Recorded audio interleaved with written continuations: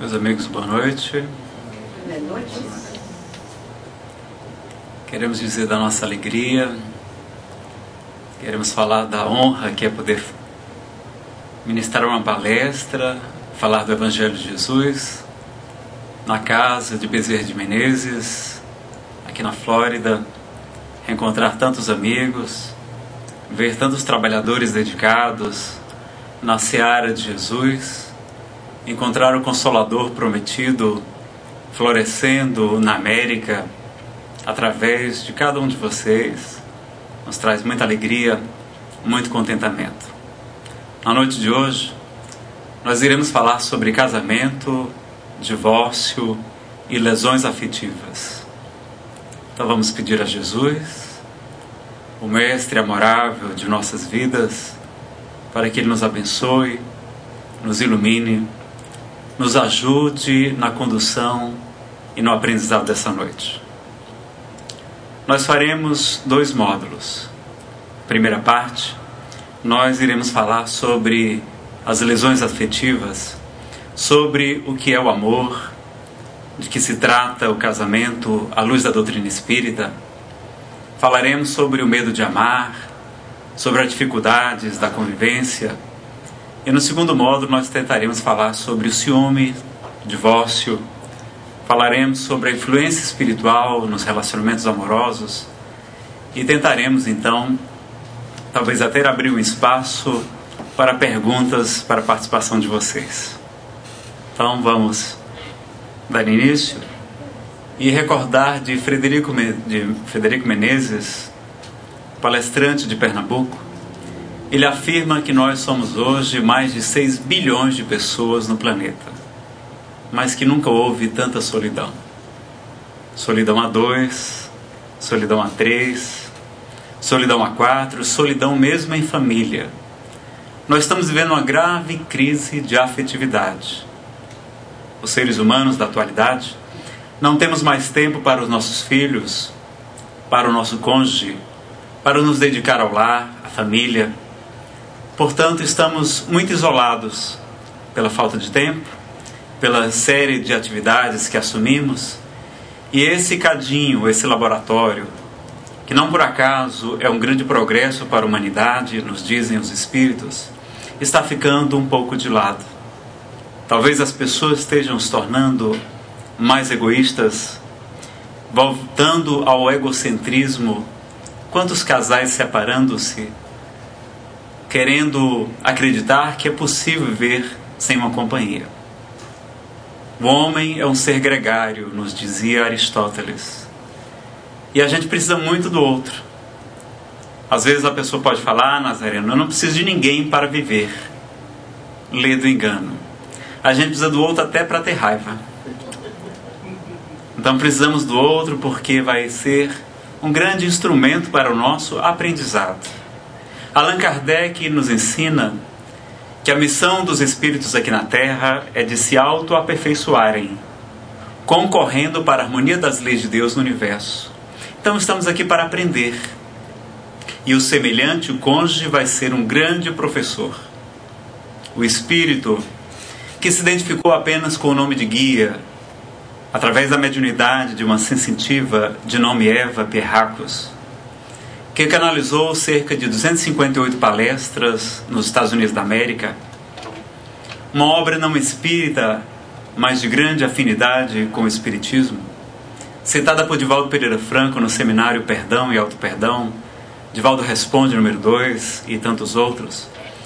Esse espírito, o guia, afirma que se a vida é uma escola, o relacionamento afetivo é uma universidade. Nós aprendemos muito com o outro. E por que, Nazareno? Porque o outro funciona como espelho. Ele vai nos mostrar a nossa sombra, as nossas imperfeições. Então é muito importante a gente estar bem consigo mesmo, antes mesmo de iniciar um relacionamento. O nosso orientador espiritual, através da inspiração, nós não temos nenhum tipo de mediunidade ostensiva. Somente alguns dizem que a nossa mediunidade é do tipo obsessiva, só serve para os obsessores. Mas através da inspiração, esse espírito amigo me disse certa vez: Nazareno, antes de casar com alguém, nós temos que casar conosco mesmos. É preciso a gente estar bem, porque o outro vai nos mostrar o que nós ainda insistimos em colocar debaixo do tapete. A sombra de que nos fala o psicanalista Carl Gustav Jung, as imperfeições morais de que nos fala o Livro dos Espíritos, e nós temos muita dificuldade ainda de lidar com elas. Nós não nos autoaceitamos, nós não nos auto-perdoamos, e portanto nós não conseguimos auto-amar-nos, como recomenda Jesus. Amar a Deus de toda a tua alma, de todo o teu entendimento, de todo o teu espírito, e amar ao próximo como a si mesmo. A gente não se ama. A gente veste uma máscara, uma persona, apresenta-se diante dos outros com medo de não ser aceito. É um dos maiores medos da psicologia, é o medo da rejeição. Então nós apresentamos-nos como bonzinhos, como pessoas maravilhosas. Eu estou aqui falando para vocês, vocês podem imaginar esse rapaz baixinho, que fala de modo suave, simpático, deve ser um espírito muito bom. Leve o Nazareno um mês para a casa de vocês, para vocês verem. Estou passando apenas alguns dias na residência da nossa irmã Marlene, e eu tenho certeza que com a mesma alegria que ela me recebe, ela vai me dar tchau. Porque nós temos nossas dificuldades, é claro, todos nós. Então muitas vezes no relacionamento teremos dificuldades. Nazareno, mas a gente briga com o marido porque somos inimigos do passado? Não, normalmente não. Segundo o Evangelho trazido pelos imortais, numa família reencarnam espíritos afins, espíritos que têm afinidade, que têm um passado anterior, que já tem uma história, e portanto, aqui e acolá nós poderemos sim ter algum ente, alguma pessoa que foi um inimigo, um desafeto de uma vida passada. Mas não é regra. A regra é ser espíritos afins. E por que nós brigamos então? É porque nós somos imperfeitos. Estamos ainda aprendendo, não somos anjos. Vejam que nós amamos nossos pais, nossa mãezinha querida, adoramos nossos irmãos, mas somente pelo fato de convivermos juntos, se torna extremamente difícil. Nós brigamos, nós reclamamos, não aceitamos determinado comportamento. Então conviver debaixo do mesmo teto é muito difícil. E por que um casal não teria essas mesmas dificuldades? Claro, ainda mais vindo de culturas diferentes, não é? Nós somos tão diferentes. O espírito que assina com o pseudônimo de Hamed, através das obras do médium Francisco do Espírito Santo Neto, diz que nós seres humanos somos incomparáveis, que a nossa única semelhança é a nossa diferença. Então, sendo tão diferentes, é natural que tenhamos nossas dificuldades. E é importante aprender a lidar com as diferenças.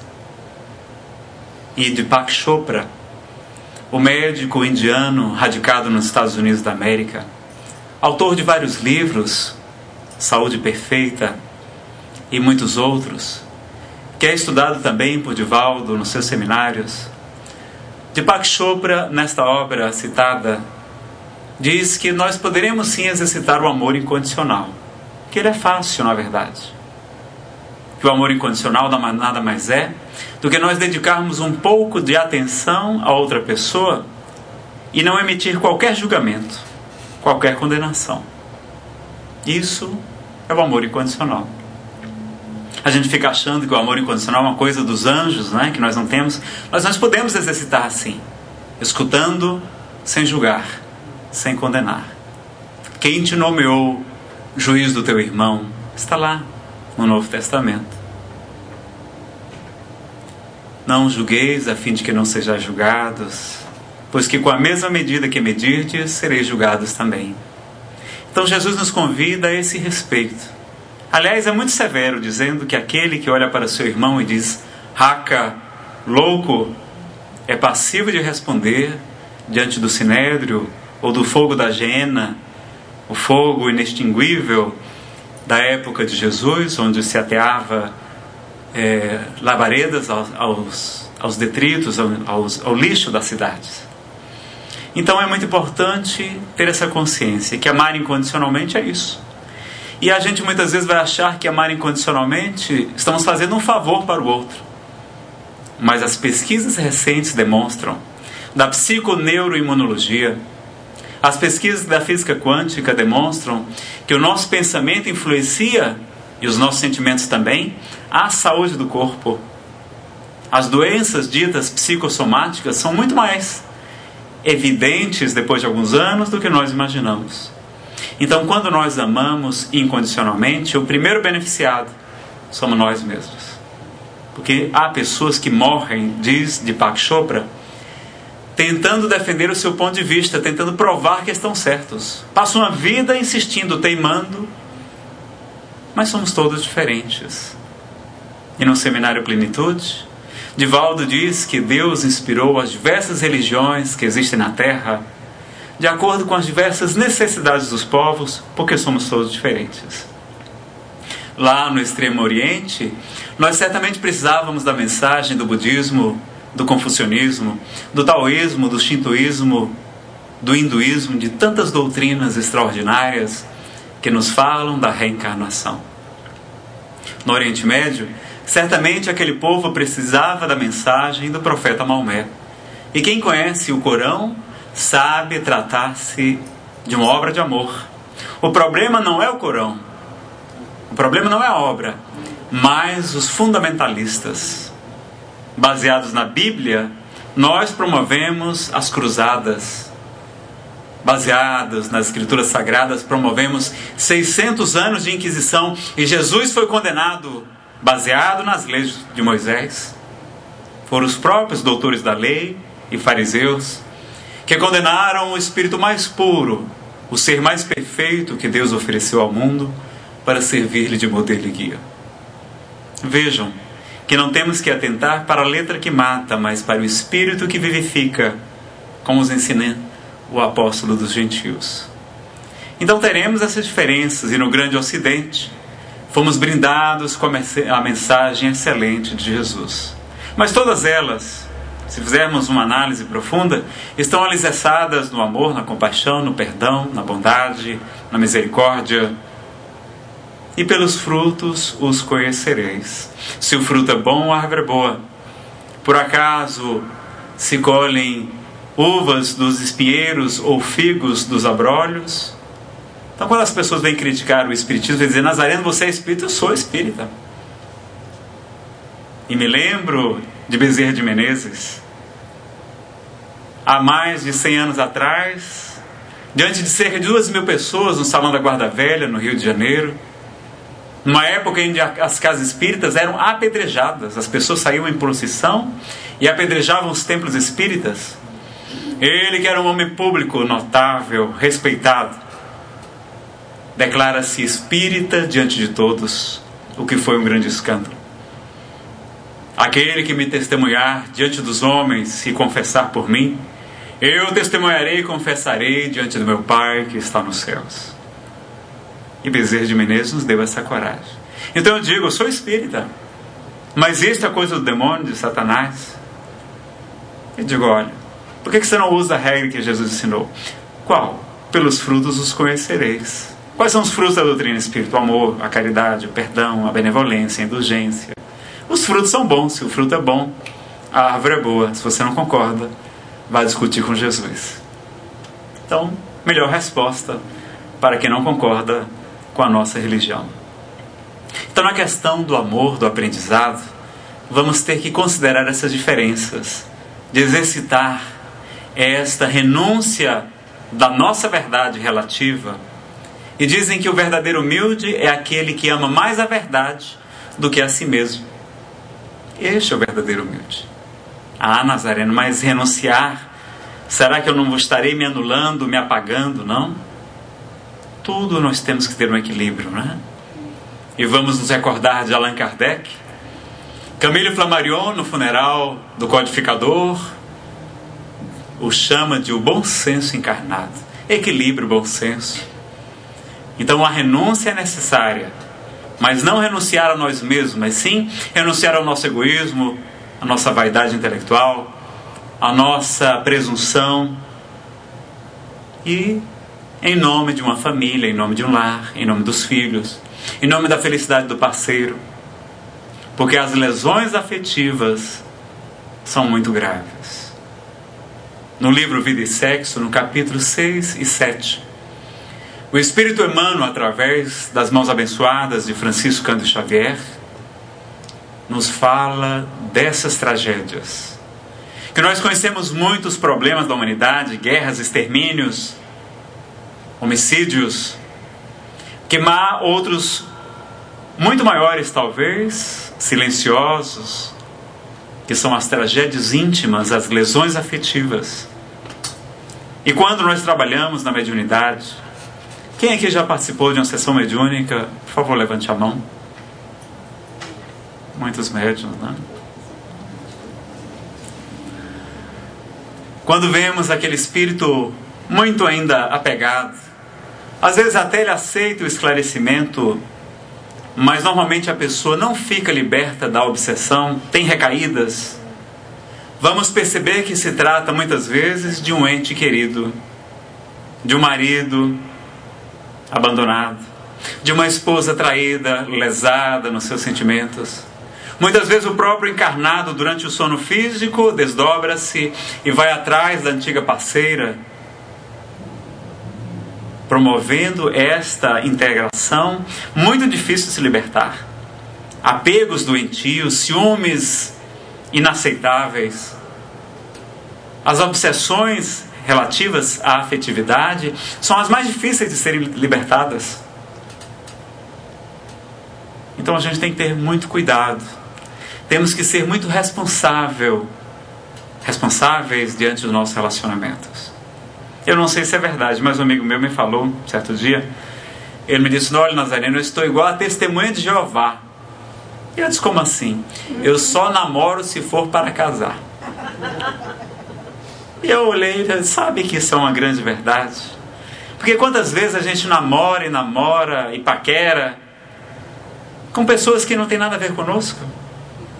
Muitas vezes por vaidade, para mostrar para os amigos que somos capazes de arrumar uma namorada, ou de conquistar aquela moça bonita, ou pela carência afetiva, nós queremos ter alguém para nos suprir aquela carência que somente Deus é capaz de preencher.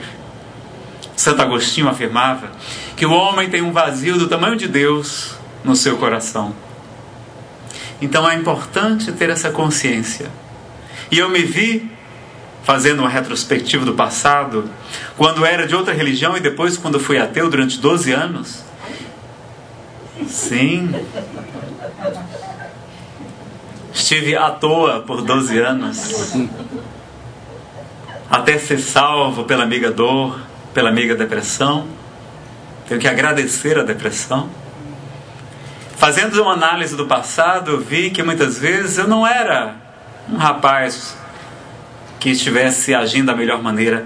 Era um verdadeiro paquera obsessor. Obsediava a menina até conquistá-la. Vencia pelo cansaço. Porque sendo do Ceará, não é?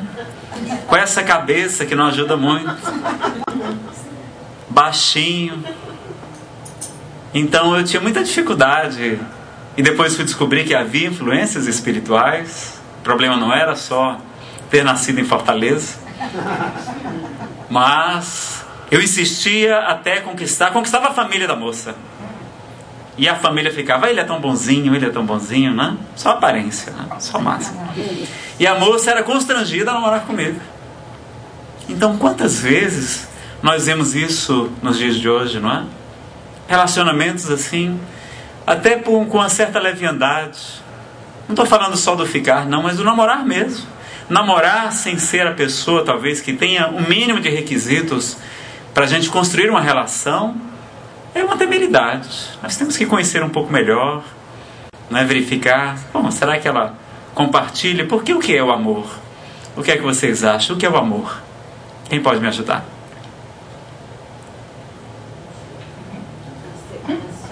Aceitação, renúncia, entrega.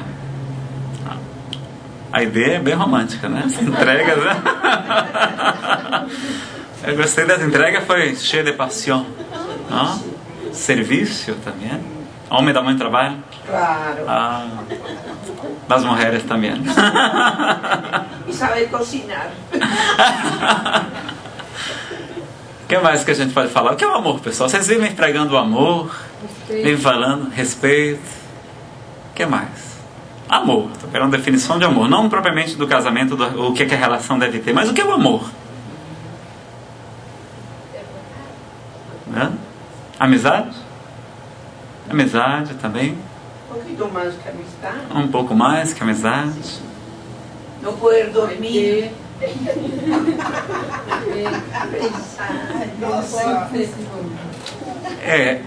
Vejam que nós estamos num nível ainda tão atrasado de evolução que nós não sabemos o que é o amor. O Espírito Guia diz que a gente deturpa o amor. A gente deturpa as 3 qualidades que ele assevera como sendo propriedades divinas, que seria o amor, o poder e a serenidade. A gente troca o amor pela submissão. A gente se submete achando que aquilo é amor, muitas vezes, porque a gente não sabe amar como os anjos amam. A gente troca o poder pela agressividade, pela imposição. E a gente, como não sabe ter serenidade, a gente é conivente, a gente se omite diante do mal. Então nós sabemos o nome das qualidades divinas, mas nós não a temos ainda. Nós não sabemos o que é o amor. E há muitas definições para o amor. E pela inspiração, o Espírito Samuel me disse: Nazareno, o amor seria união. União? Se nós analisarmos as passagens do Cristo no Evangelho, ele diz que vai rogar ao Pai para que todos nós sejamos um em Deus. Veja que quando é questionado a respeito do casamento, aquela pergunta da moça que havia casado com 7 irmãos, né? Uma suposição dos fariseus, ele vai nos dizer que no reino de Deus não se casa nem se dá em casamento, mas todos são como anjos do Senhor. Ou seja, na época dos espíritos puros, existe um sentimento de fraternidade, de união entre os espíritos, o amor universal. E por isso José Raul Teixeira, o eminente conferencista, nos diz que os amores que nós temos aqui na Terra, na verdade, são exercícios do verdadeiro amor que nós não sabemos amar ainda, que é o amor universal, o amor de Buda, o amor de Jesus, o amor do nosso Pai Celestial, o amor incondicional, o amor da entrega absoluta, da aceitação irrestrita. Nós não sabemos amar ainda. Então, os amores que temos de pai, de mãe, de mulher, de marido, de filho ou de irmão, são exercícios para esse amor. Mas nós não teremos lá, no mundo espiritual, espíritos puros com o ciúme do outro, apegados de uma maneira doentia, mas repletos do amor de Deus. Quando o Senhor for meu pastor, nada me faltará. Ou seja, quando eu realmente estiver entregue nas suas mãos, o meu destino, a minha vida, na providência divina, nada me faltará, nem mesmo a companhia de uma outra pessoa. Porque Deus não nos criou incompletos. Kardec interroga isso na questão 298, salvo engano. E vamos perguntar a vocês, saber se vocês estão bons de estudo aqui na Casa Espírita. Existem almas gêmeas? O que é que vocês acham? Almas gêmeas? Não? Sim. Sim? Sim. Ó. Sim ou não?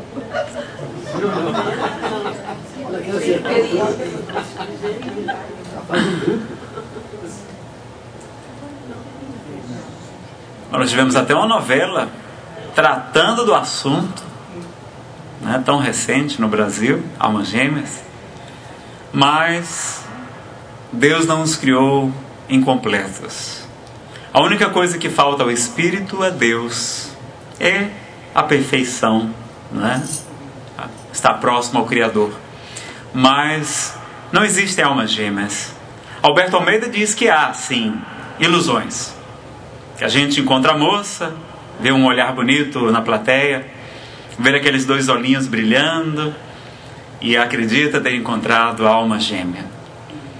Mas começa a namorar, passa-se algum tempo, começa o ciúme, as crises, e aquela alma gêmea se transforma em algemas. E com o passar dos anos, mais ainda, já alcançando a longevidade, vamos ver, na verdade, almas que gemem. Almas que gemem, mas não algemas. Mas nós temos na cultura, sobretudo no ocidental, essa crença do príncipe encantado, do conto de fadas, do mocinho e a mocinha que casam-se e são felizes para sempre, não é?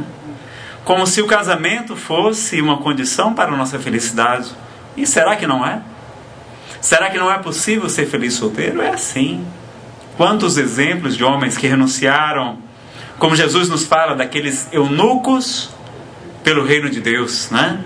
Que renunciaram a tudo pela missão, como Francisco de Assis, como Jesus de Nazaré, como tantos outros santos, anjos, espíritos elevados a pisarem na terra. Então, nós vamos ver que não existem almas gêmeas, mas tem gente que, eu tenho um amigo que já encontrou 4 vezes uma alma gêmea, e toda vez é a mesma empolgação, mas é paixão. E a paixão nada mais é do que uma descarga de hormônios, de dopamina, dizem os cientistas, que esse neurotransmissor provoca um estado de euforia e que a pessoa fica diferente. Quem aqui já se apaixonou? Por favor, levante a mão. Pode ter sido há muito tempo. Como é que a gente fica? A gente fica diferente, não fica? Ou então estão apaixonadas, ou então estão apaixonadas. A ideia é uma eterna apaixonada, não é? Apaixonada em meu esposo. Apaixonada pelo esposo, toda a vida. Todavía. Él murió, pero para mí el cuerpo fue el que murió. Sim. Pero él sigue conmigo. Apenas o corpo que morreu, mas o amor continua. Olha que coisa linda, não é? Mas Y lo veo reflejado en todos mis hijos. Ese amor, están ahí ellos todos. Son 6 y aquí los conocen a todos. Gracias a Dios, no puedo decir sino que ese amor fue cierto y que está representado y seguirá siendo representado en mi familia, en mis nietos, en mis bisnietos. ¿Ah? olha que coisa bonita, não é? Então, o amor transcendendo os limites de uma pessoa, se estendendo e se marcando em cada filho, em cada neto, na família, que é a casa espírita também. Não é? Então, a união na casa espírita é tão importante. Vejam que a palavra diabo vem do grego diabolos, que significa aquele que divide, aquele que separa. Vejam Jesus falando, aquele que não junta comigo, espalha. Então, demônio, Satanás, significa também adversário, opositor. Mas diabolos, aquele que divide, aquele que separa. Nazareno, então, o Espiritismo é contra o divórcio? Não. Vamos analisar. Na questão 600... Deixa eu pegar aqui que eu avancei um pouquinho na questão do divórcio. 697, tem uma pergunta. Uma pergunta, até a formulação dela é um pouco difícil de entender. A indissolubilidade absoluta do casamento está na lei natural ou somente na lei humana? Ou seja, se esse negócio de o casamento não poder se acabar, é uma lei humana ou é uma lei natural, uma lei de Deus? E a resposta dos benfeitores é uma lei humana, muito contrária à lei natural. Ou seja, o Espiritismo não é contra o divórcio. O casamento vai ser um grande avanço, porque eles também, em outra pergunta, na questão 695, eles nos falam da monogamia, dizendo que é um progresso na humanidade. Ou seja, ter um parceiro de cada vez, em vez da poligamia dos outros povos, que ainda hoje temos algum resquício, mas temos um único parceiro de cada vez, não é? É um grande progresso da humanidade. E o que aconteceria com a abolição do casamento? É a pergunta seguinte: uma recrudescência, um fortalecimento do nosso egoísmo. Que nós estamos vendo isso, não é? As pessoas se separando com muita facilidade. Raul Teixeira disse que foi ver um casal que estava celebrando bodas de diamante. 75 anos de casados. E aquela festa, netos, bisnetos, trinetos, e aquela velhinha já com as madeixas brancas pela idade, o esposo lá, firme, e ele resolveu, porque é uma coisa rara, não é? Bodas de diamante, 75 anos. Antigamente as pessoas faziam bodas de prata, bodas de ouro. Hoje, quando a gente faz boda de lata, já é uma festa, não? Vejam como os nossos antigos estão muito mais avançados que nós, não é? Então, hoje, boda de lata já é motivo de grande comemoração. E ele perguntou, mas qual é o segredo de um casamento durar tanto tempo? E ela lhe respondeu, Raul, tem horas que realmente é muito difícil. Tem horas que dá vontade de mandar tudo para o espaço. Mas eu costumo visualizar uma balança de pratos. De um lado eu coloco a mágoa daquele momento. No outro prato eu coloco tudo de bom que ele me proporcionou. Um casamento, uma família, uma casa, um lar, os filhos, netos. Aguenta também minhas dificuldades, porque eu também tenho as minhas. E quando eu vejo o prato das qualidades está sempre superior ao da mágoa, que é sempre passageira, que a gente, quando aprende a perdoar, que vai ser um grande segredo, um grande remédio para a nossa melhoria do casamento, da convivência, tudo fica mais fácil. Então nós poderíamos até sugerir, com uma palestra de amanhã, a gente falar sobre o perdão. Liberte-se da mágoa e seja feliz. O que é que vocês acham? Pode ser? Que aí fica como um complemento interessante dessa palestra, né? Então a gente vê, por exemplo, que há muitos motivos para nós estudarmos com mais profundidade esse assunto. Vamos ver da importância da responsabilidade, vamos fazer tudo para preservar os relacionamentos, mas se o divórcio fosse completamente contrário às leis naturais, nós não poderíamos nem namorar, porque quando terminasse o namoro estaríamos infringindo a lei de Deus, não é? E a gente namora várias vezes, não é verdade? Temos às vezes vários namorados antes de casar. Então é perfeitamente natural que tenhamos experiência, porque estamos aqui para aprender. Estamos aqui para nos autoaperfeiçoar. E cada parceiro vai nos ensinar lições diferentes. O que nós não podemos é, por leviandade, abandonar um relacionamento, provocando prejuízos ao outro. Nós temos que lembrar da frase de Jesus: fazer aos outros aquilo que gostarias que vos fizessem. Então nós temos que pensar, bom, como é que será? A pessoa vai sofrer? Vai ter comprometimentos para os filhos? Então analisar tudo isso antes de tomar a decisão. E não abandonar o casamento somente por causa de uma paixão, porque a paixão, já falamos, é uma droga. A pessoa está dopada com a dopamina. Passa. É fogo de palha. O Espírito Guia diz que a paixão nada mais é do que a criação de uma imagem idealizada. Nós temos uma imagem idealizada do ser amado, e quando vemos aquela pessoa, acreditamos e nos apaixonamos por alguém que ela não é.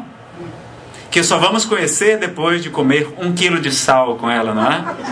Vocês têm essa expressão também, né? Tem que comer 1 quilo de sal com a pessoa ou mais para conhecer.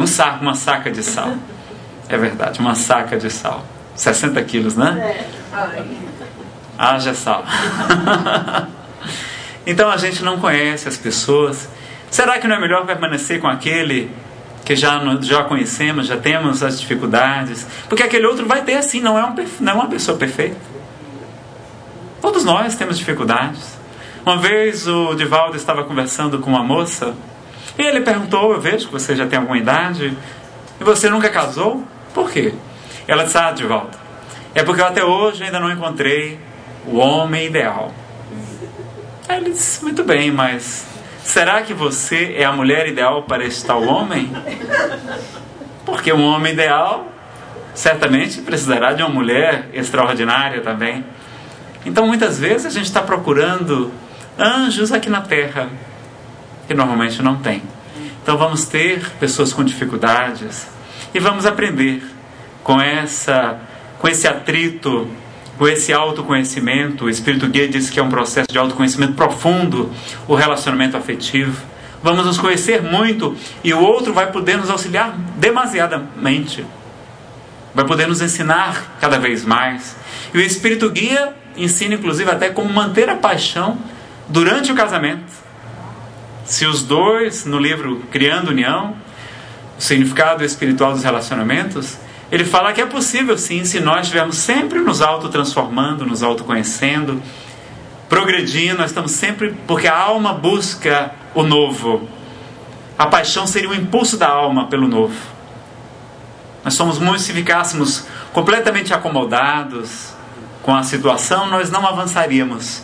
Vejam que Joano de Ângeles diz até que a insatisfação é natural, é necessário ao progresso. Porque se estivéssemos plenamente satisfeitos, nós não nos esforçaríamos para conquistar conhecimento, evolução e assim por diante. Então é necessário ter sempre ali uma certa mudança. E só há progresso com a mudança. Então preservar-se um casamento ao máximo. O Espiritismo vem falar da importância da família. E não é à toa que a Federação Espírita Brasileira tem como seu lema principal família, vida e paz. Porque a família é a base de tudo.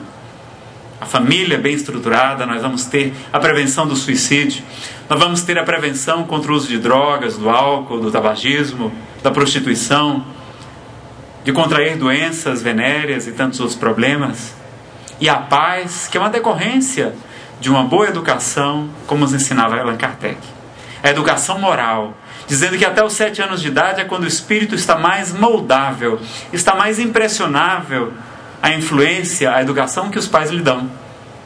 E o nosso orientador me disse certa vez: Nazareno, o salário maternidade não deveria ser de 4 meses, não, deveria ser de 7 anos. Ou que pelo menos que as mulheres pudessem trabalhar meio expediente durante a infância dos filhos, porque é um período tão importante. E às vezes a gente naquele anseio, né, de pagar as contas, de viver segundo os padrões que o mundo moderno nos impõe, que a televisão mostra, que para a gente ser feliz, para ser considerado uma pessoa normal em Miami, tem que ser bem de vida, tem que ter um carro importado do ano, tem que ter uma casa extraordinária na praia, não sei, tem que ter coisas e mais coisas. E vamos ver tantas pessoas deprimidas na América. O materialismo chegou ao seu fim, meus amigos. Na Suíça, quantas pessoas se suicidando. Então está na hora das pessoas buscarem, elas estão ávidas pela espiritualidade, buscando o que as religiões muitas vezes não têm condições de oferecer. E a doutrina espírita, que é moderna, que é jovem, que vem responder tantas perguntas, vai auxiliar tantas pessoas. Nós temos que ter essa consciência da importância da divulgação da doutrina espírita, de levar consolo, esperança, alegria a toda parte, porque quem conhece Jesus nunca mais será o mesmo. E nós conhecemos Jesus com o auxílio dos benfeitores espirituais, com o bom senso de Allan Kardec, com a sua lógica diamantina. Investigando o mundo espiritual, nós temos as obras trazidas com toda a renúncia, com todo o amor de Francisco Cândido Xavier. Temos a honra de estar ao lado de Bezerra de Menezes, de Eurípides Bassanufo, de Jerônimo Mendonça, o gigante deitado. Por tantas maravilhas que temos, nós temos que ter a honra de levar essa bandeira, a bandeira do amor, a bandeira da doutrina espírita. Nós vamos fazer um pequeno intervalo para o lanche, que eu soube que tem aqui, do Espírito Emmanuel, através de Chico Xavier, da obra Algo Mais. O título é Nunca Estarás a Sós. Ante a deserção de pessoas queridas, quando mais necessitavas de presença e segurança, pensa nesse benfeitor oculto que jamais te abandona. ante as ameaças do desânimo, nos obstáculos para a concretização de tuas esperanças mais belas, considera o amparo desse amigo, certo que, em tempo algum, te recusa bom ânimo. E quando perguntares, quem será esse alguém que nunca te desampara e te garante a vida, em nome de Deus, deixa que os teus ouvidos se recolham aos recessos da própria alma, e escutarás o coração a dizer-te, na intimidade da consciência, que esse alguém é Jesus. Jesus é o Espírito que nos ama de modo tal que, com todas as nossas dificuldades, que mesmo com tantas aflições, com tanta incompletude, através do amor incondicional do Cristo, através da sua mensagem, nós encontraremos o contentamento, o preenchimento do vazio do nosso coração através do seu amor. Lembremos disso no momento de dificuldade. Na questão do divórcio, nós já mencionamos então a postura da doutrina espírita. Marcel Mariano, certa vez respondendo a uma entrevista, falou que o espiritismo não é contra o divórcio, que ele não defende, por exemplo, um casamento de aparências. Hoje nós temos também mais divórcios porque as pessoas já não têm tanta preocupação de fingirem como no passado. Nós tínhamos aquela preocupação de atender aos anseios da sociedade. Não vão poder falar mal da minha família. Então as pessoas estão mais libertas e vamos ver, portanto, que às vezes a separação é preferível ao casamento. Quando os cônjuges estão se comprometendo ainda mais diante das leis de Deus, estão se agredindo, quando eles estão prejudicando a educação dos filhos, enfim, quando a permanência juntos é pior do que em separado. Deveríamos nos preocupar em querer bem ao outro, não importa se junto ou separado. E os psicólogos da modernidade têm defendido que para a criança não é tão importante se os pais são separados ou se estão casados. É mais importante se eles estão bem. Porque há pais e mães separados que se relacionam bem, que têm respeito, já superaram aquelas dificuldades, as mágoas, sempre presentes nessas separações. Então nós vamos aprender muito com a questão do divórcio. É uma prova difícil, mas será que ela acontece também por acaso? E na questão 258 do Livro dos Espíritos tem uma pergunta. Allan Kardec interroga se os espíritos programam as provas porque irão passar aqui na Terra. E a resposta dos benfeitores é de que normalmente sim. Ou seja, nós programamos as principais provas que iríamos passar aqui na Terra, sabendo que delas nasceria um grande aprendizado, que tínhamos necessidade para a nossa evolução espiritual de passar por aquela experiência. Então, se nós, diz Divaldo Pereira Franco, no seminário Divaldo Responde, acho que é o CD de número 3, se estava na nossa programação passar por aquela prova, que importa se foi o fulano, se foi o beltrano ou o cicrano? Se nós tínhamos aquela prova a expiar, aquele aprendizado, não importa a pessoa, poderia ser qualquer outra. Então, por que a mágoa em especial daquela? Apenas foi um instrumento daquele aprendizado, sim, doloroso. Então, aconteceu inclusive comigo na atual encarnação. Eu tive um relacionamento que se aproximava já quase do noivado e do casamento, e nós tivemos uma dificuldade, um problema de infidelidade da parte dela. E curioso que, apesar de ter sofrido muito com aquilo, ao mesmo tempo, eu sentia como se estivesse resgatando algo, como se estivesse me libertando de algum compromisso do passado. E que, ao mesmo tempo, aquilo tinha o seu lado positivo, porque eu era capaz, sim, de perdoá-la. Já estava, inclusive, já no processo de perdão, e que seria bom descobrir naquele instante, antes de casar, que talvez ela não fosse a pessoa mais indicada para um relacionamento mais duradouro. Então foi interessante que tivesse sido antes do casamento. É claro que quando acontece também o problema da infidelidade, nós vamos ter vários motivos. Não diríamos culpados, mas sempre somos responsáveis de alguma maneira pela nossa conduta, mas não pelo pensamento do outro. Divaldo fala, por exemplo, na questão do ciúme, que nós podemos tentar vigiar a pessoa, mas nós não vigiamos sentimentos. Nós não controlamos pensamentos.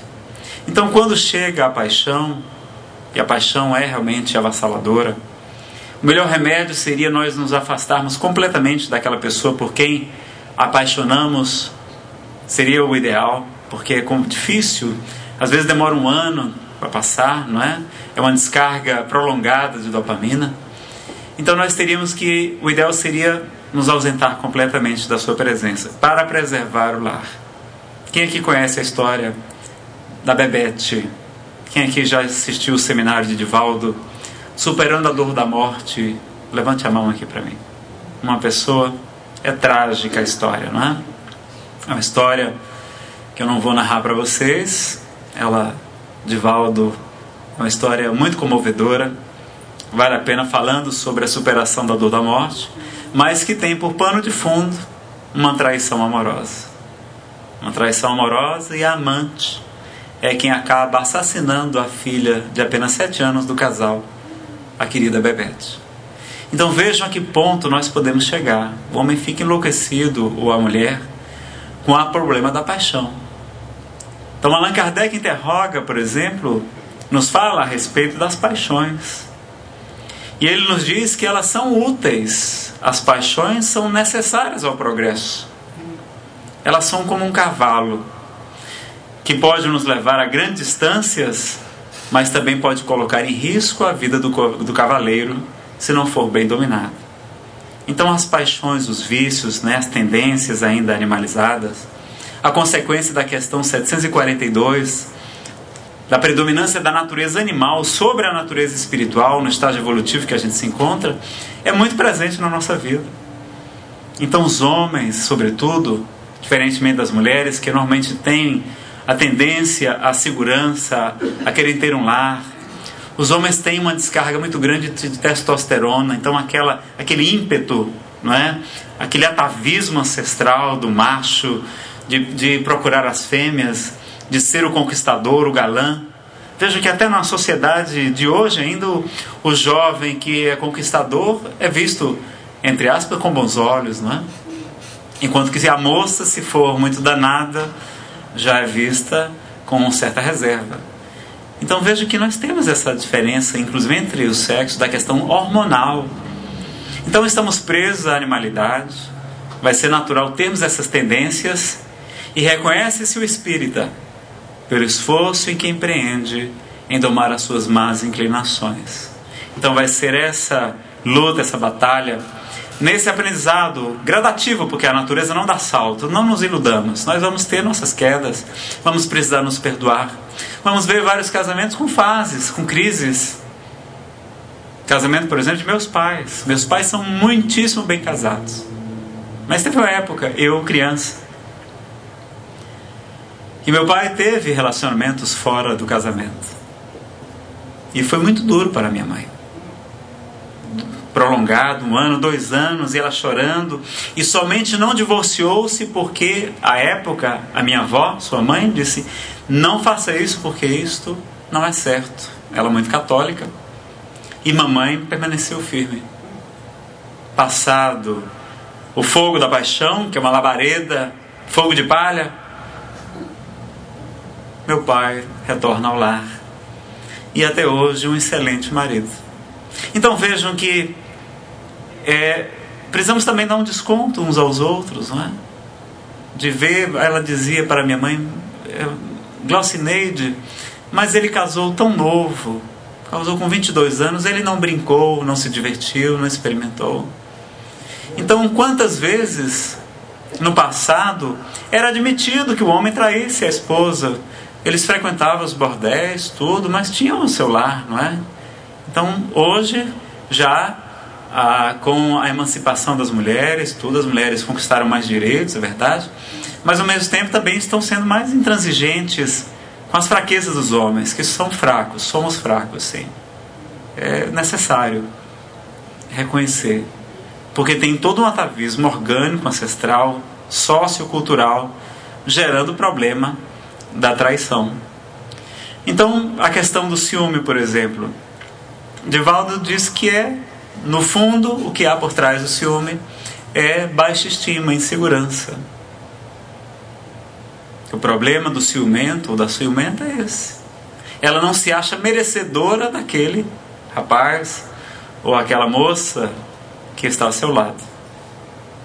Então não adianta. E muitos vamos ver, por exemplo, Divaldo até afirma, dizendo: como é que você suporta que porque a moça tem que andar junto do namorado olhando para o chão? Como é que você suporta ser tratada como uma prostituta? Não se admite isso. E a pessoa ali numa dominação que se transforma quase que numa paranoia, porque vai retroalimentando. Nazareno, o que é que a gente faz? Na época eu tive uma namorada que tinha ciúmes de mim. E estava fazendo psicoterapia, que aliás eu recomendo a todos. É muito bom o tratamento psicoterápico, é a melhor ferramenta de autoconhecimento que eu tenho notícia. E a minha psicóloga disse: Nazareno, quanto mais a gente explica, mais a pessoa quer informações. Não adianta. Então quando elas perguntarem assim: olha, você se atrasou ou foi que houve? Você responda assim: olha, querida, eu lamento, eu imagino que isso deva ser desagradável para você, mas me diga uma coisa, aquela televisão da sua casa que estava quebrada, já consertaram? Um monte de assunto. Porque a gente dá o pé à pessoa que é a mão, dá a mão à pessoa, daqui a pouco ela controla todos os minutos, todos os horários. Não é? Então, Divaldo disse que tinha uma história engraçada, entre aspas.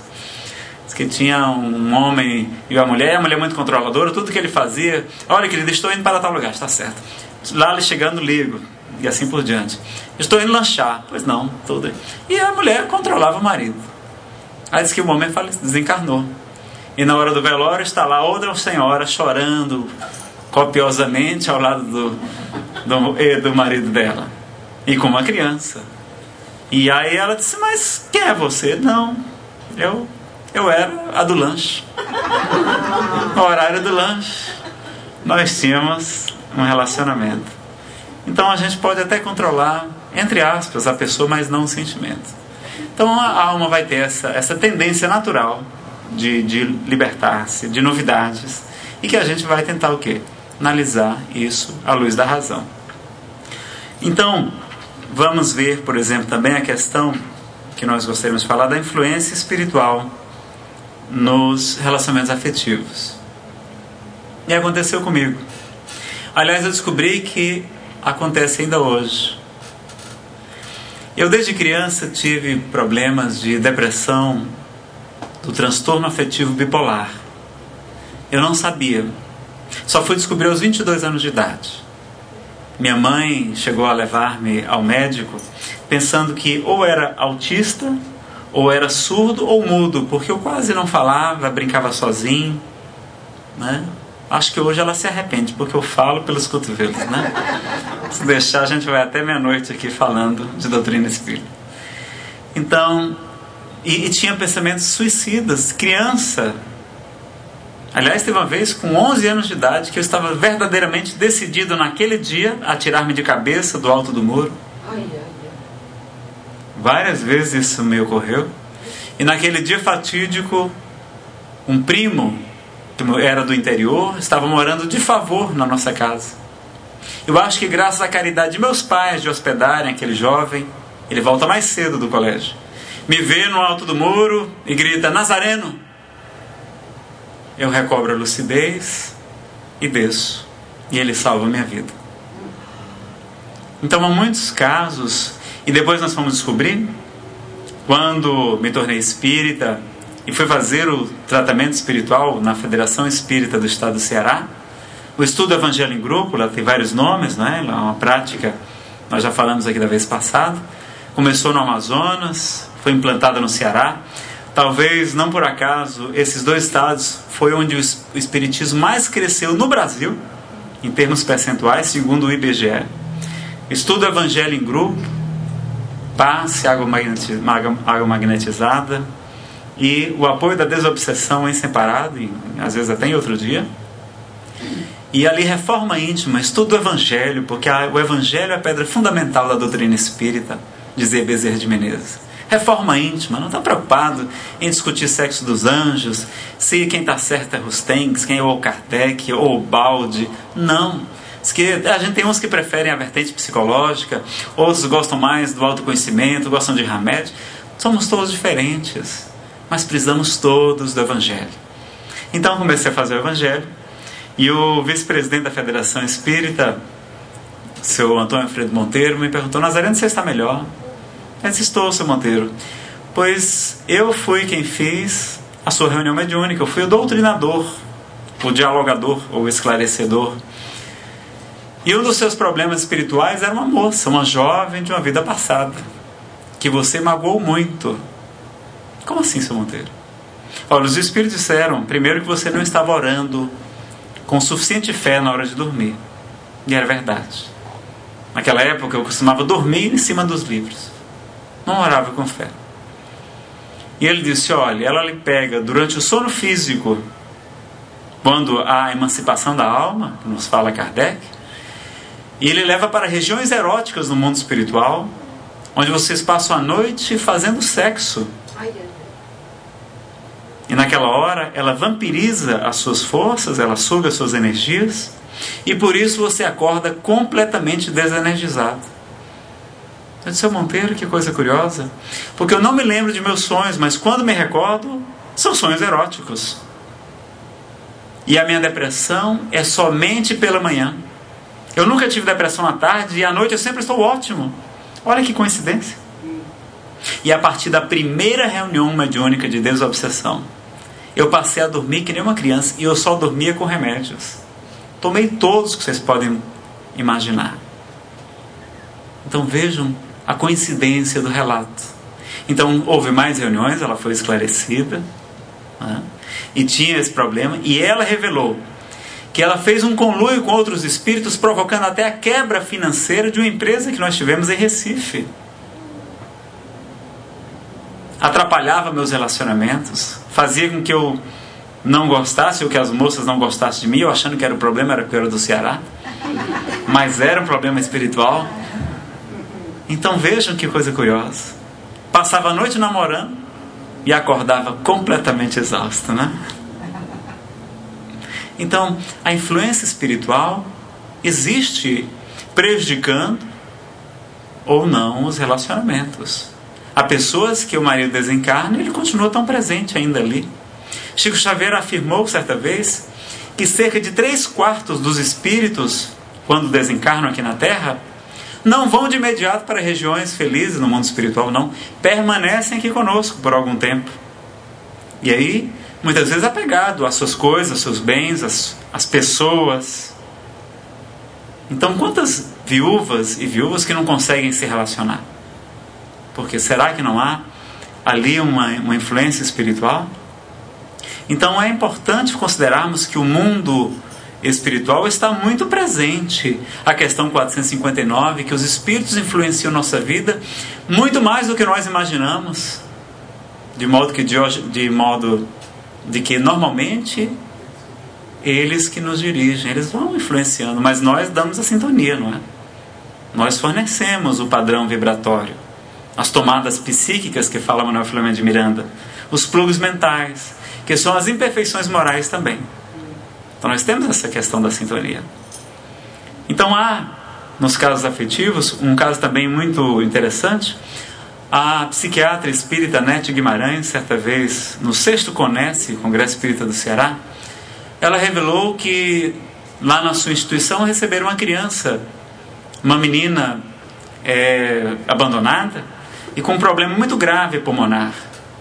E ela esteve viajando e comentando esse caso, E um rapaz já quase quarentão disse: Anete, olha, eu moro sozinho, sou bem de vida, e eu sei que no clima da cidade em que você está não é bom para ela. Para promover a recuperação, eu posso ficar com essa garota por algum tempo, essa menina, até que ela ficar curada. E levou a moça. E passados alguns anos, quando a Anete está no seu consultório, entra o rapaz. E ele veio como se querendo devolver a criança que houvera adotado. Na hora que ele entra, a Anete, que é médium vidente, viu ao seu lado uma jovem, o espírito de uma jovem. E ela disse a Anete: diga para ele que essa menina que ele adotou é filha dele. Eu sou a fulana de tal, namorei com ele nesta encarnação, engravidei, ele me induziu, não me deu nenhum apoio, me induziu ao aborto, eu desencarnei, e essa menina veio por outros modos e é filha dele, e eu nunca dei paz a ele, e por isso ele não casava. Mas quando ele a adotou, eu finalmente o perdoei. E aí ele estava casado, estava feliz, bem de vida. Mas se ele a devolver, nunca mais eu darei paz a ele. Então, mostrando inclusive que até os filhos que acreditamos serem adotivos são nossos filhos, apenas vêm por outros caminhos. E vejam como a influência espiritual pode estar presente, sim, em vários casos, não somente na relação afetiva, até na questão sexual. Há casais, por exemplo, em que a atração física cessa por completo. Será que não há ali, talvez, possivelmente, uma influência espiritual? Há casos até de uma tendência homossexual. Divaldo Pereira Franco narra no seminário Sexo e Obsessão o caso de um rapaz, de um senhor casado, mas tendo relacionamentos homossexuais por influência. Claro que a homossexualidade tem inúmeras causas, e não é doença, não é pecado, não é nada disso, né? Divaldo faz um tratado em 4 CDs, vale a pena conhecer esse seminário dele, Sexo e Obsessão. A gente tem também palestras sobre esse tema, mas não com a profundidade e o tempo que Divaldo fez esse seminário. Então ele fala com propriedade desse assunto. Alberto Almeida narra casos também que ele atende no seu consultório, utilizando-se da regressão a vivências passadas. E vamos ver que a influência espiritual vai estar presente nos relacionamentos afetivos. Então é importante termos essa consciência, que não estamos sós. Nazareno, o que é que eu faço então para melhorar? Porque o meu amor está se desencantando de mim. Bom, dizem que tem uma lenda oriental. Conta-se que um botão de rosa insistia em atrair a borboleta, mas ela estava sempre fugindo. Mas quando o botão de rosa tomou consciência de ser uma flor, desabrochou, exalando o seu precioso perfume, a borboleta naturalmente veio até ele. Então a gente fica mais bonito quando a gente se ama, quando a gente se quer bem. O melhor remédio para melhorar o relacionamento é amar a nós mesmos, porque a gente só doa aquilo que a gente tem. Então a gente estar bem consigo mesmo, se cuidar, ter um pouquinho sim de cuidados. Alberto Almeida diz que a gente se vestir bem, vestir adequadamente é sinal de equilíbrio. Ele é psicoterapeuta. Quando chega alguém no seu consultório, a pessoa chega toda desgrenhada, assanhada, amarrotada, ele vê que a pessoa não está bem. Então a gente tem que se vestir de acordo com o ambiente, com o local, com a condição social. Humildade não é essa aparência exterior, não. O reino de Deus não vem com aparência exterior. Quantas pessoas vestem de maneira simples, com orgulho nas nuvens, não é? Então a gente ter essa consciência também. Então, amar a si mesmo vai ser muito importante, se querer bem. Nazareno, e por que quando a gente arruma namorado ou namorada, chove de pretendentes? Já repararam nisso? Quando a gente está sozinho, não aparece uma alma caridosa para nos salvar. Mas basta arrumar um namorado ou namorada, né? No caso dos rapazes, que aparecem 10. Por que isso acontece? Qual é a resposta à ideia? O que é que você acha? Porque a pessoa muda. Então, quando a gente está bem, quando a gente está feliz porque finalmente desencalhou, não é? a nossa energia fica diferente. O nosso magnetismo muda, então a gente fica mais atraente. As pessoas percebem. E pessoas que antes nem sequer olhavam pra gente começam a olhar. Então não é por inveja, não é porque querem tomar, nem sabem que a gente tem namorado, mas porque a gente fica melhor, a gente fica mais feliz. Então o melhor remédio para se tornar mais atraente, mais bonito. Veja como a Aide é bela, graciosa, hermosa. Por quê? Porque ela é feliz, né? A felicidade, o amor, a dedicação. Quando a gente tem tudo isso, a gente vê que a nossa vida, pessoal, não pode estar baseada. Deus não colocaria a nossa felicidade nas mãos de uma única pessoa, não. Diz Francisco Espírito Santo Neto. Porque vai que essa pessoa encafifa de não fazer a gente feliz. Vai que ela resolve não fazer a gente feliz, não é? A gente estaria condenado à infelicidade? Claro que não. Então não são os outros que nos fazem felizes, não. Nós nos tornamos felizes e vamos compartilhar da felicidade com o outro. Então está aqui dentro. É preciso nos autoconhecer, nos auto-perdoar, nos auto-aceitar e por fim nos auto-amar. Sem querer ser anjos, porque isso é orgulho nosso, a gente quer ser perfeito, isso, aquilo, não. Cada um é diferente, cada um tem suas potencialidades ali, desenvolvendo. Então quando a gente aprende a amar a si mesmo, a gente está mais pronto para amar o outro.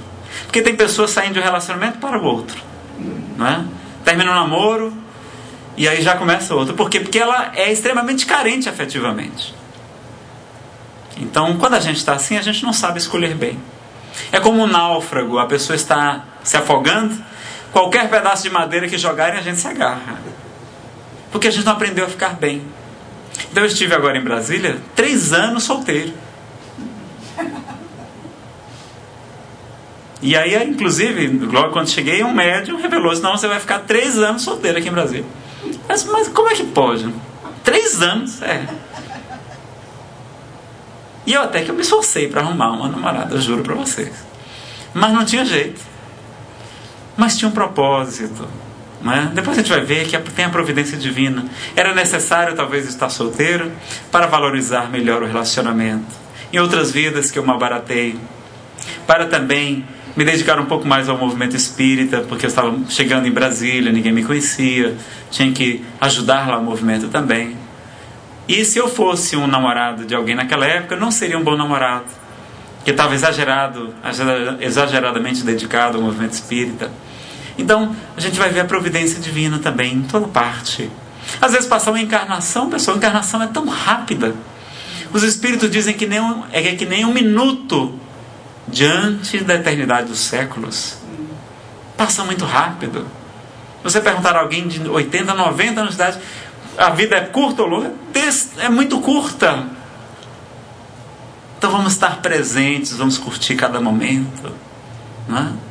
Viver intensamente cada instante, se querer bem, porque assim a gente vai ser mais feliz. Porque tem depressão até do lado de lá, no mundo espiritual. O espírito Hamed diz que nós conhecemos muito do mundo material. Aqui na Flórida, nos Estados Unidos, nós temos, por exemplo, as ciências, a química, a física, a biologia, a medicina. Nós temos a astronáutica, viajamos até as estrelas, mas nós não encontramos a felicidade no mundo material. Nós, espíritas e espiritualistas, conhecemos muito do mundo espiritual. Temos as obras de Allan Kardec, de obras do Espírito como André Luiz, Manuel Filomeno de Miranda e tantos outros, narrando como é que é a vida nas várias colônias, nas regiões de sofrimento, no mundo espiritual. Mas nós também não encontramos a felicidade lá. Que o mundo que nós verdadeiramente precisamos conhecer é o nosso mundo íntimo. O reino de Deus está dentro de vós. Então essa é a grande jornada. A jornada do conhecimento e o relacionamento afetivo vai nos auxiliar muito, qualquer um que seja, e mesmo a solidão, para que a gente aprenda a amar a si mesmo. E tem a história que o rapaz desencarnou. Depois de alguns anos, a sua esposa também desencarnou. E quando ela encontrou no céu: fulano, finalmente nos encontramos, vamos poder ficar juntos para sempre. Nada disso. Lá na hora que a gente casou, tá aqui, ó, casado até que a morte o separe. Era só até a morte, né? Mas não, quando a gente verdadeiramente ama, e dizem os espíritos, por exemplo, na questão número 200, quando Kardec pergunta se os espíritos têm sexos, ele diz que não como entendeis, né? Como a gente entende, porque necessaria da organização, mas que há uma afinidade de sentimentos. Então o amor seria isso, seria sentimento de fraternidade, de amor, de respeito, de confiança, que a gente é como fosse um vaso de cristal que a gente não pode deixar quebrar, porque depois remenda, mas não vai ficar a mesma coisa. Então a gente valorizar cada relação, dar essa importância ao amor verdadeiro. E dizer, por fim, para nós encerrarmos a nossa apresentação, dizer, meus amigos, que nunca desistam da força do amor. Que o amor sempre vale a pena. Que não importa se o outro não retribui, porque o amor que a gente tem é o amor que a gente dá. A gente não vai conseguir fazer que o outro nos ame. Ele pode retribuir ou não se tiver naquela faixa de afinidade, se for para nós, se for aquela pessoa que nós programamos talvez na nossa reencarnação. Talvez na questão 258 tenhamos programado, vou casar com aquela fulana ou Beltrano. Hoje em dia parece que a gente tem programado casar com mais gente, né? Casando várias vezes. Tá virando quase namoro. Mas a gente confiar no poder do amor. E dizem que uma jovem casou-se com um rapaz. Estava muito feliz e descobriu tardiamente que junto deles iria morar também a sogra. E a sogra era uma mulher terrível. E como eles moravam no Oriente, para piorar, lá a nora tem o dever de obedecer à sogra. Faz parte da cultura local. E a mulher era realmente terrível. Ela não sabia mais o que fazer. Estava desesperada e os filhos revoltados. Ela chegou ao ponto de dizer, ou eu me mato, ou mato essa mulher. Porque ela tornou minha vida um inferno. E vai até uma quintanda para comprar veneno. Chega lá, conta para o vendedor. E ele diz, uma mulher dessa, isso é uma jararaca, uma cobra. Isso é bom que morra mesmo. Você está fazendo um bem para a humanidade. Como é que eu faço? Você vai levar esse vidrinho de veneno. Você coloca 3 gotas no café da manhã da sua sogra.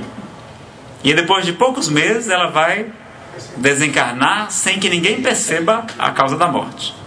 Só que tem um detalhe. O veneno só funciona se ela não desconfiar. Como assim? O que eu tenho que fazer? Você vai ter que tratar a sua sogra da melhor maneira possível. Ela disse, o quê? Senão o veneno não funciona. Não, mas se for para me livrar daquela peste, eu faço. Aí saiu. Depois de algumas semanas, poucos meses, ela volta correndo até a quintanda e diz, meu senhor, por favor me venda um antídoto para aquele veneno que o senhor me recomendou. Ela disse, por que não é para aquela sua sogra, aquela mulher terrível? Ela disse, eu não sei o que aconteceu. Depois que eu comecei a tratá-la bem, conversar com ela, levei ela para passear, levei ela para a praia, lá do Ceará, levei ela para o shopping, pessoal, sogra adora shopping. Ela se transformou na minha melhor amiga, não posso deixar ela ir embora. Ele sorriu e disse, não se preocupe. O que eu lhe vendi não era veneno, mas eram tão somente vitaminas para a sua sogra. Porque eu sabia que com a vitamina do amor, você um dia a conquistaria. Portanto, meus amigos, nunca desistam do amor. Os Espíritos nos dizem que o amor está presente na força de coesão entre os átomos e as moléculas. É o amor na sua forma mais simples. Que é o amor de Deus que sustenta as galáxias no universo. O amor é capaz de tudo. E só com o amor verdadeiro e puro, nós chegaremos a Deus e seremos verdadeiramente felizes. Então nunca desistamos de amar. E que Jesus, com seu infinito amor, seja o exemplo, seja a luz no nosso caminho, seja a alegria, a certeza de um mundo novo, de uma vida melhor, de um caminho, de um mundo de regeneração e felicidade que nos aguarda tão em breve. Muito obrigado, meus amigos.